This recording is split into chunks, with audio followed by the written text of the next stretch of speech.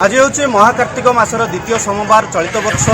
Corona कटकणा सब मंदिर बंद थिबा बेले आम बर्तमान देखुचे जेहेतु धर्ममास कार्तिक रही एवं लोकंकर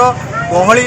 विभिन्न शैवपीठ में चलचंचल हो पड़ुंट। बर्तमान आम अच्छु गंजाम जिलार बेगुनियापड़ा ब्लॉक एक प्रसिद्ध शैवपीठ धवलेश्वर बाबा धवलेश्वर पीठ में प्रतिवर्ष हजार हजार भक्तर गहली होता है यही सोमवार दिन एवं आज द्वितीय सोमवार जेहेतु कोविड कटकणा रही एत संख्यक भक्त नथिले भक्तर समागम देखा मिलूँ एवं मंदिर परिचालना कमिटी कहवा कथा जे कोविड कटकणा को मानी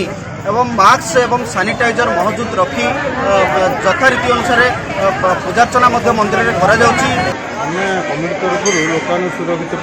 बैरिकेड कर मास्क सानिटाइजर रखी सोशल डिस्टेंस मेंटेन कर विदाउट मास्क क्या मंदिर भीतर छाड़ू आम अंचल ठाकुर आम समस्त सचेतन कर समस्ते मास्क पिंधि डिस्टेंस मेंटेन कर ठाकुर पाखे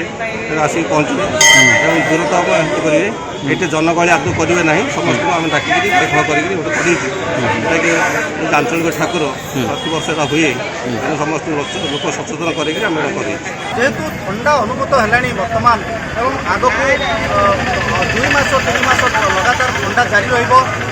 कोरोना बेक करें विशेषज्ञ मैंने मत देउछंती। एहारी भितर मंदिर अनुष्ठान गुड़िक जो सरकार को तरफ बंद कर लोक आसवा मंदिर को नहीं किभली भाव प्रशासन पदक्षेप नब ता बर्तमान देखा बाकी रहा। गंजाम बेगुनियापड़ारू सुशांत कुमार पट्टनायक, कोणार्क न्यूज।